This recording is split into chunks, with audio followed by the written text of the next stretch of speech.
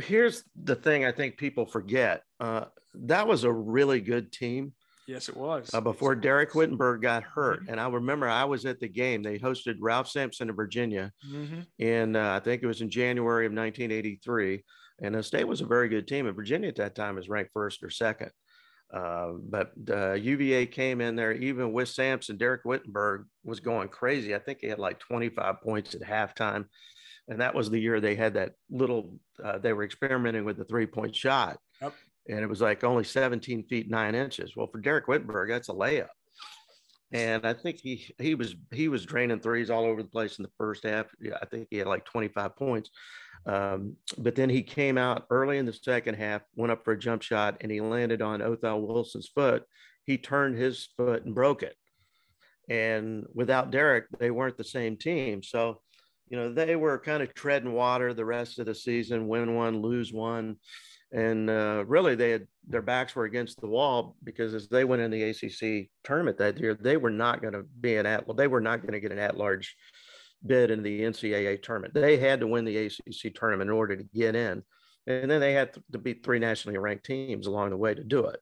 But fortunately for them, Derek Whittenburg was back by then, and he'd gotten a couple of games in at the end of the regular season.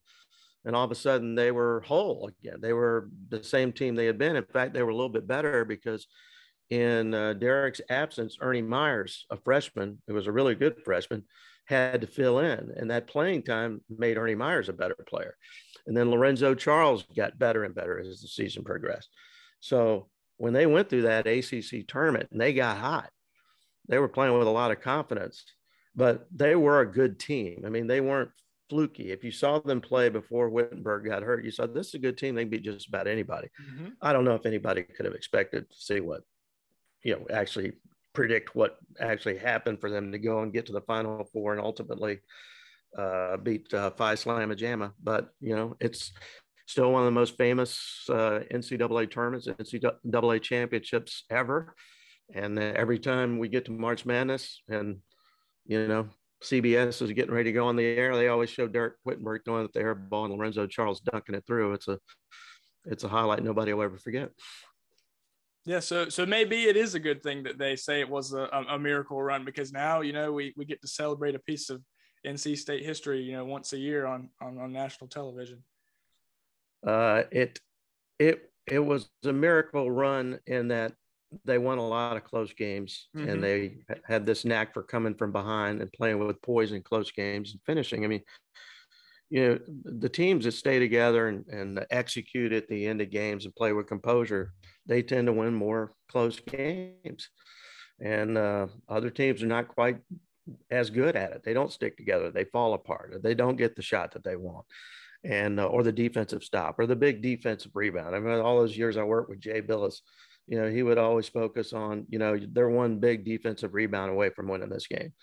And you kind of underestimate those plays, those moments, and how important they can be, because some of these games, like in '83, ultimately did come down to a defensive rebound or making a free throw or missing a free throw. To NC State's good fortune in '83, they benefited from teams missing free throws. Pepperdine did in the first round of the NCAA tournament.